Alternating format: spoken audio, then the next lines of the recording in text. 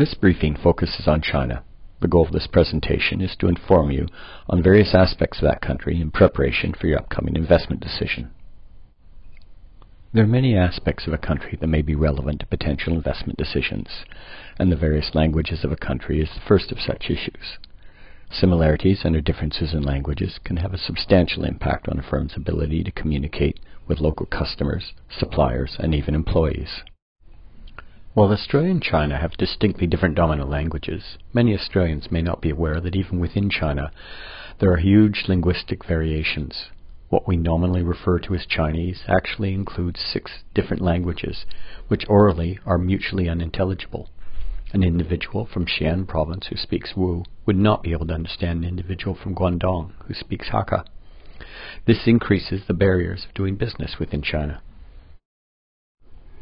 A second issue which can influence a firm's ability to conduct business in a foreign country is the dominant religion. Religion has a potentially powerful impact on people's value systems and can influence how they behave and interact with one another. In terms of religious affiliation and attitudes, Australia and China are quite distinct. While a very large proportion of the Chinese population has no religious affiliation, the remaining portion of the population is heavily skewed to a mixture of Chinese folk religions, Taoism, and Buddhism, approximately 17%. Moreover, it is not uncommon for individuals to claim adherence to multiple religions at the same time, as many Chinese religions are not doctrinal in the same fashion as Christianity. A third factor which may influence a company's ability to conduct business in a foreign country is the level of industrial development. This not only influences the cost of labor in a country and the consumption patterns, but it also arguably shapes the attitudes, values, and behaviors of the population in general.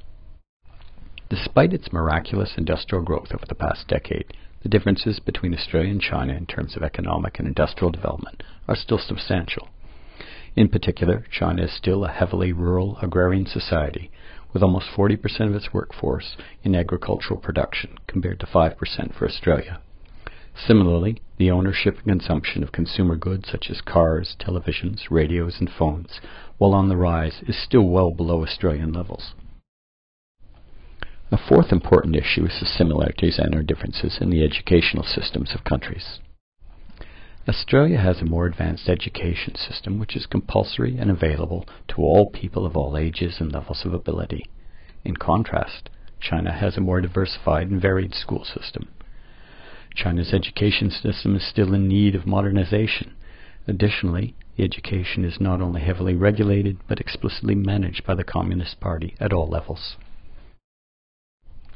A fifth critical issue with respect to doing business in another country is similarities and/or differences in the legal and political systems. In contrast to Australia, China is only nominally a democratic government. While the President and the Vice President are elected by the People's Congress for a 5-year term, machinations behind the scenes truly determine who serves in these positions. In China, the People's Congress is deemed to be the highest organ of state power, as per the Constitution, but it includes a permanent body called the Standing Committee of the National People's Congress. Additionally, contrary to Australia, in China, principles such as procedural fairness, judicial precedence, and the separation of power are not as fundamental. A sixth, but potentially more subtle issue, is similarities and/or differences in actual business practices. This can involve simple but potentially embarrassing issues, such as how to properly greet people and attitudes towards time. There are striking differences in business practices between Australia and China. As an initial example, most Chinese workers take a break between 12 noon and 2 p.m.